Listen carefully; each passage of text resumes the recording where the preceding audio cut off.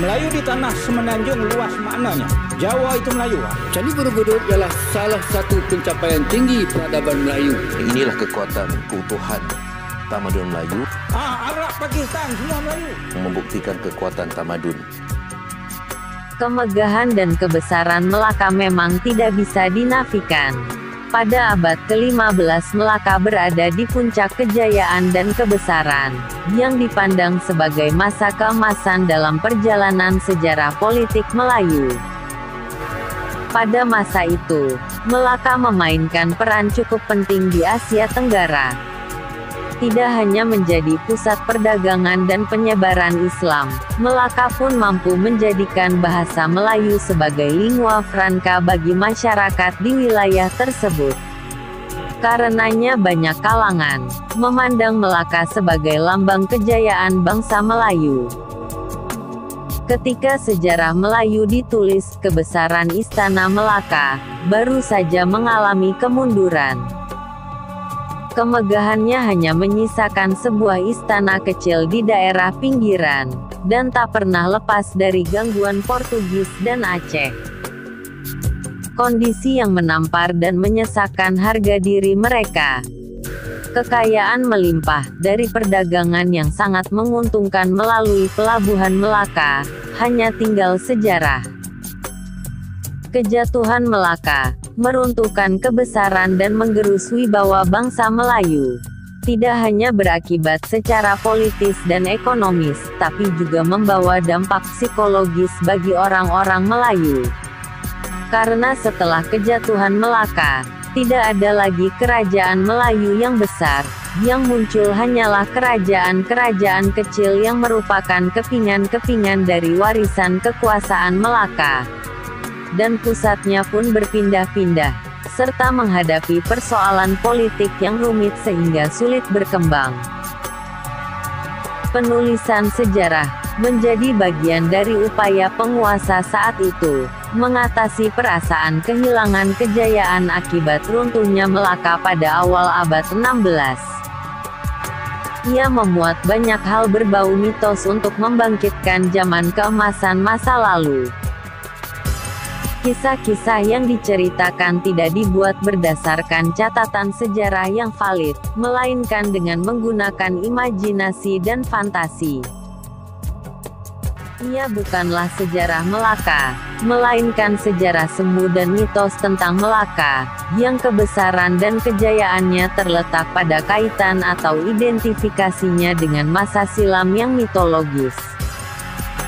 Identifikasi tersebut diperoleh baik dari peniruan terhadap gambaran masa lalu yang mitologis, atau dengan jalan menyatakan adanya hubungan keturunan penguasa Melayu dengan tokoh-tokoh yang ada di dalam mitos tersebut.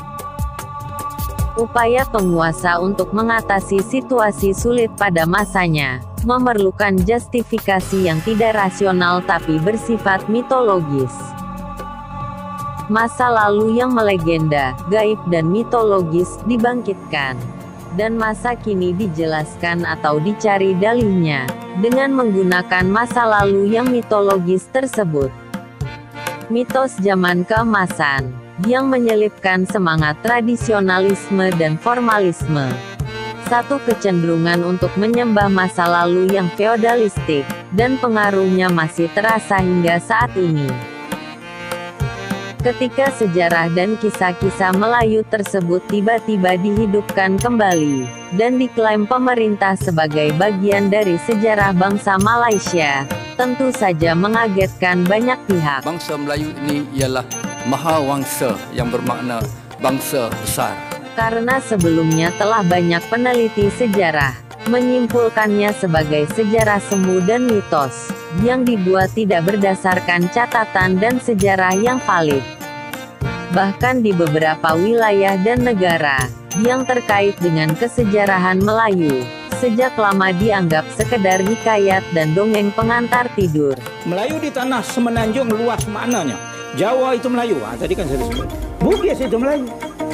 Arab, Pakistan, semua Melayu. Sejarah dan kisah yang dikemas dalam tema glorifikasi Melayu Mahawangsa, tamadun Melayu, atau konsep alam Melayu, dan telah serentak dijadikan bahan pengajaran resmi di sekolah-sekolah, dengan mudah bisa dinilai dan divalidasi kebenarannya oleh masyarakat luas. Atas ni tadi telah dilabelkan sebagai Tanisrin.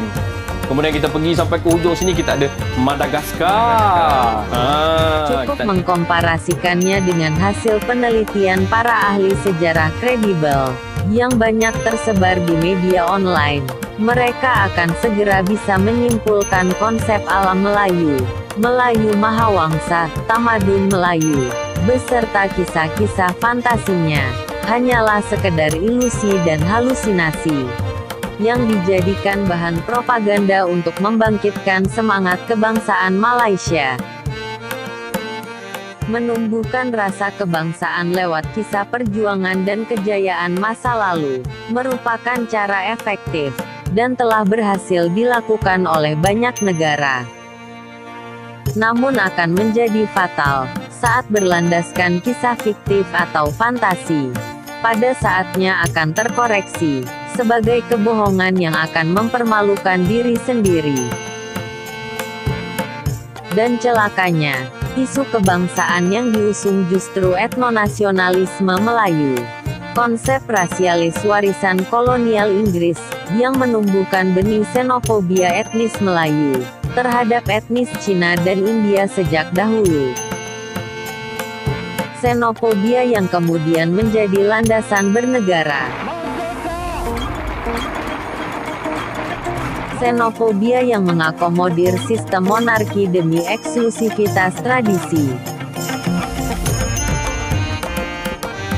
Xenofobia yang melegalkan diskriminasi etnis, lewat pasal 153 Konstitusi dan konsep ketuanan Melayu.